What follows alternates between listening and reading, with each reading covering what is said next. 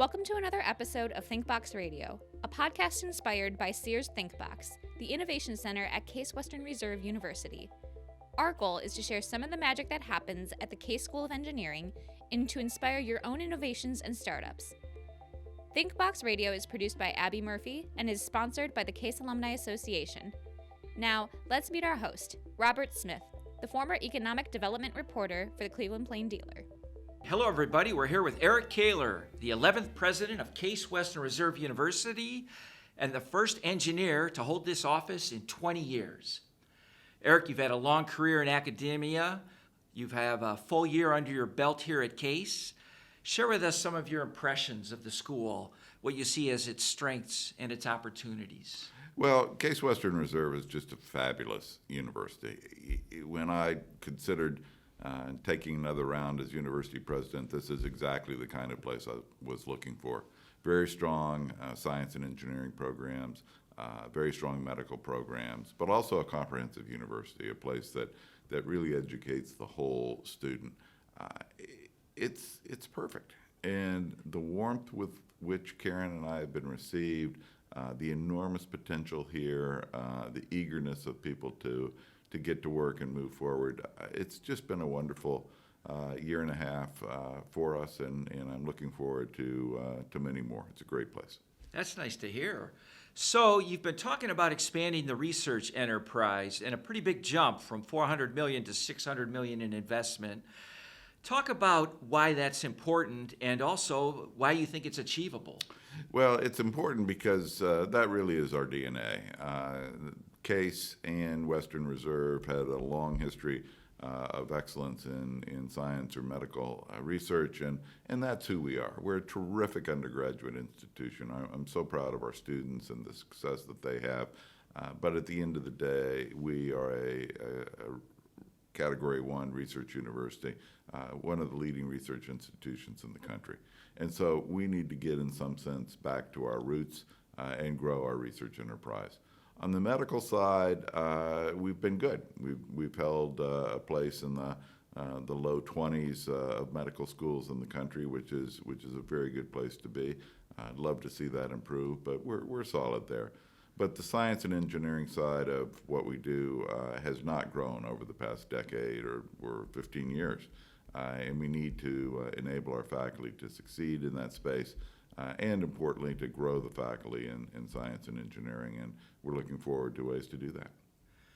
So I think that brings us to our next topic, the proposed flagship. You've been talking about a new interdisciplinary science and engineering building on Case Quad. This would be a $300 million project, one of the biggest in decades here. Tell us what you envision and why it's needed. Well, it's absolutely needed because we're just flat out of space. In many of our programs, there really literally is no place to put new faculty researchers. So if we're going to grow our research enterprise, enable the faculty who are here to be more productive and add colleagues, we have to build a space. So that's not a very sophisticated thing to notice that if you don't have any space, you got to build some more. That's number one. Number two is that we have not invested in science and engineering space here in many, many years, decades. And so what we do have is a little bit outdated or outmoded in terms of layout. Science used to be more of an individual sport. Now it's a team sport. So you need large spaces that are adjustable, that can be configured to changing conditions. And that's what this new building is going to be. It's going to go, as you know, where Yost Hall is now. And some of our listeners may have fond memories of Yost Hall. And they do. And they do. I know they do. And my response is that if they'd like to buy a brick from Yost Hall, they're going to be for sale. They'll have a memory to hold. I think they'll be happy to do that, to see this new building. So a $300 million project. What does it take to get there? What kind of are we hoping for from alumni for this? Well, we're funding this in two ways. We issued a century bond earlier this year when interest rates were low. Very good timing on our part. That's a $350 million bond that is due in 100 years. And as our listeners know, probably the two greatest forces in nature are freezing water and compound interest. So our ability to borrow a large amount of money now and pay it back later is very financially advantageous to us. We'll use about half of that. We'll use about $150 million of that bond towards the building. That will be repaid by the increase in indirect costs that the growing research enterprise will bring to us. And then we are out looking and talking to all of our alumni about their share of that spend, which will be about $150 million. And so we've had many, many very good conversations, but always looking for more engagement and more investment that our alumni are willing to make in their alma mater. So that $200 million jump in research spending, which you hope to see, I think over 6 years, you said? Yes, so we hired a new senior vice president for research, Michael Oakes, and from the University of Minnesota. I've known him for years, worked with him for years. Great guy. He is not shy. He's 6 feet 8 inches tall, and he's not shy. So he's leaning into this. He's challenged me, frankly, to increase the pace in which we can do that. So I think, again, between leveraging our existing faculty, enabling them to be more productive, and hiring new faculty, we'll be able to get there in 5 or 6 years for sure. Is this something you saw as doable coming in, or while you were here for a year, you said, hey, we can do this? Well, when I was at the University of Minnesota, where I was president for 8 years, we grew our research activity substantially. It's now over $1 billion a year. And so I know how it can be done. I know the steps we need to take. And I was frankly a little surprised, to go back to maybe your first question, Bob, about Case. People had settled into a place where very good was good enough and weren't striving enough, leaning into enough of what they could do. And I think my ability to tell people that this is important, to start to move the culture, has been important, and I'm certain that we can get there. I know faculty are going to like to hear that. I think alumni will too. Okay, great. So I'm going to step off campus here for a moment. You know, you're new to town. Welcome to Cleveland. Share some of your impressions of the city and talk a little bit about how you and your wife Karen are getting involved in the community. Well, first off, Cleveland is just a fantastic city. For the first 6 months or so, I would talk to people, Clevelanders, and I would say, Cleveland, what a wonderful place to live. Who knew about this? And eventually my wife pointed out that I sounded like an idiot because I'm saying this to people who know about it. So I've quit saying that. But it's a hidden treasure. Particularly the University Circle area around campus it's a fabulous place to live and work, terrific amenities. I mean, the fact that I can look out my office window and see the home of the best orchestra in the world, the home of one of the very best art museums in the world, and a wonderful natural history museum, and the list goes on. And I get full advantage of those, and I don't have to mow any of that grass. It's fantastic. It's a wonderful place to live. Housing's affordable. The schools are terrific places for young people to learn. I am becoming, a year and a half, a huge fan of Cleveland, Ohio. Awesome to hear. So I mentioned before you're our first engineer in charge in 20 years, and you're a Caltech grad. I know a lot of our faculty are impressed with that. How do you think your experience as an engineer informs your approach to running a university? You know, that's a great question, and I've been asked that before, and the answer is really pretty simple. What engineers do is gather data, understand processes, and when they have enough data, they move forward to make an improvement or an addition to how things work. And so that's what I do as a higher education leader. It's also useful to have been a president before, because I understand that one can move more quickly than the standard pace of of academics, which is slow. And if you break something, there are very few things that are irreplaceable or unrepairable. And so the pace of change that I've brought is I think, a step up from where we've been. And the opportunities to analyze, to see opportunities and move are abundant. And so we've been doing that. But I would say, in a nutshell, it's the training that engineers get around analysis and prescription for new actions. So you're a chemical engineer and a real one. You've got 10 patents. I tried to read what the patents protect. I didn't quite get it. Maybe you can help us understand your focus of your research a little bit. But I'm wondering why you were drawn to chemical engineering. Well, that's pretty easy, actually. I was a tinkerer when I was a kid. I had the proverbial chemistry set when you could actually buy a chemistry set that had chemicals in it. You can't really do that now. And so I took things apart and tried to put them back together. Probably the apex of my journey in that was as a youngster. I took apart my father's single lens camera, and which might have been the most expensive thing he owned. And when I put it back together, I had some parts left over, so it was never quite the same. But he was a good guy, and didn't get too mad about that. So I was a tinkerer, wanted to be an engineer. The reason I went to Caltech, and I had a really terrific chemistry teacher. It's so important that a high school experience for a young person. Look at that, is an terrific. influential teacher. An influential teacher. It's so important. And so Mr. McDonald, 11th grade, Alamogordo High School. And so when I showed up, I figured, well, engineer, chemistry, chemical engineer, that works for me. And of course, it didn't hurt that at that time, chemical engineering starting salaries for bachelor's degrees were the highest of any engineer. Oh, and I so didn't know that sealed the deal for me. Okay. Yeah. They still do pretty well. They still do pretty well.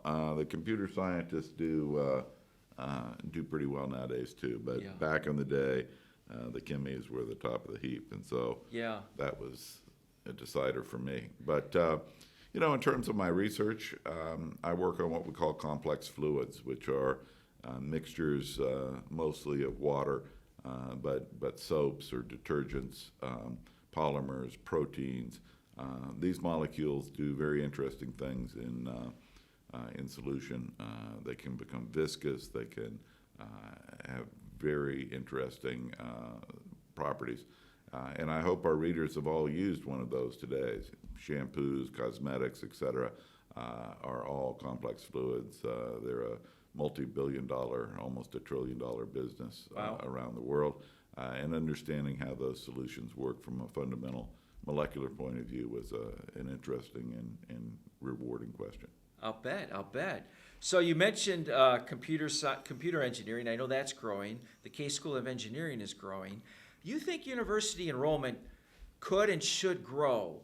By how much, and why do you think? Well, when I came, I was a little bit surprised that we had, somewhat by accident, recruited the largest undergraduate class probably in forever.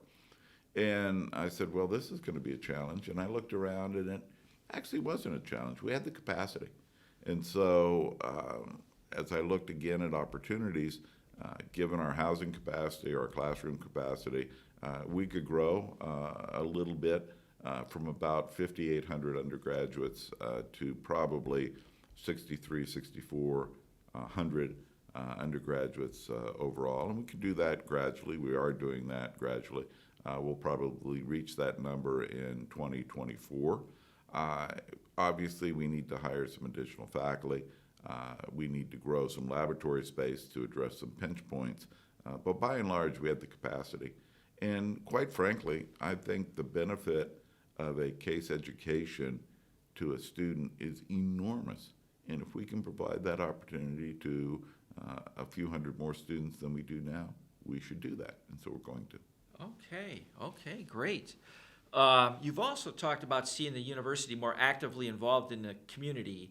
And I'm wondering why that's important to you. What's the motivation behind that? Well, part of that, Bob, is my background. I spent pretty much all of my career in public institutions, and many of those institutions had what's called the land grant mission. That is deriving from the 1863 Moral Act that Abraham Lincoln signed that created the land grant institutions, the big public institutions in the country. And part of the charge of that act was not only to educate and do research, but also to serve the place that you're in. And so when I look at Cleveland, the eastern part of Cleveland, East Cleveland, this is an area that could use our help. And so I want our folks to come down out of our ivory tower, go into the community, affect change in the quality of life, the quality of education, both mental and physical well-being, and make a difference. And so that's what I've charged people to do. People are eager to engage in that kind of activity. You're getting that sense? Oh, very much so, yes. And it's remarkable that we've actually been doing a lot of this over the years, but we do a really terrible job of telling that story. So nobody knows. There's not enough continuity. There's not enough visibility. So that's changing too. But the general idea that we should help people, meet people where they are and help them is getting a lot of resonance with our community. I know a lot of engineering students are going to like that. Well, you know, we have a very strong Engineers Without Borders program and other things in engineering that help our students engage in the community. I just want to supercharge that and make us even more impactful in the lives of our community members. Excellent, excellent. So I should remind our listeners we're here in Adelbert Hall, which is where the president's office is, and you have a new rescue dog at home named Adelbert. Can you tell us a little bit what life is like with man's best friend? Well, Karen and I have always been dog people. We've had them for essentially since we've been married, which is 43 years ago. And our last dog, Lita, died right before Christmas. And Karen said, "Oh, we're not going to have another dog. We can travel. Yeah. Kids are out of the house. All the stuff that everybody's heard from the spouse that takes care of the dog, which of course is Karen in this case." And I said, "Okay." And I said, "You know, I'd like to have another dog, but I understand." And so then a few months ago, probably 6 months after she passed, in June, I walked into the room where Karen was on her computer, her laptop, and she looked at me and she closed her laptop. Now, I don't have to tell our listeners that anytime your spouse closes their laptop when you approach, it's not a good thing. So I wasn't too worried about it, but I was curious. Sure. And a few days later, she opens the laptop and she shows me a picture of the dog known as AJ at that point in time. And she says, "I found our dog." And in a photograph, the dog looks like a regular dog, big dog. But it's a big dog? Big dog. And so we go over to meet him, and he is a 125-pound cross between a St. Bernard and a poodle. Oh, my. And he is a bucket of love, but he is a great big boy. And so now, I won't tell you what my wife weighs, but it's close to 125 pounds. And so we met him and fell in love. He was found by the Cleveland animal control people tied to a dumpster in the eastern part of Cleveland. Unbelievable, really. Oh, really? So he came home with us in July, and he's just wonderful. Now, as far as the name, it's a long story I won't bore you with, but a friend of mine and I have a long running joke about a fellow named Bert. Uh-huh. And so I thought it'd be funny to name our dog Bert. But when you meet Adelbert, he is far too magnificent a dog to be called my. a short name like Bert. Yeah. So Karen came up with, we can call him Adelbert, Yeah. and we'll call him Bert for short. But if he's in trouble, his full name is Adelbert, and he lives at Harcourt House. That's a great story. I'm glad your family expanded here in Cleveland. I think we're going to wrap up with that. Eric, thanks so much for joining us on the show. And we want to remind our listeners that our motto here at Case Western Reserve is Think Beyond the Possible. And that concludes another episode of ThinkBox Radio, stories inspired by America's leading college innovation center. Thanks for listening. You can find past episodes on our website, casealumni.org. Goodbye from Case Western Reserve University, where our motto is Think Beyond the Possible.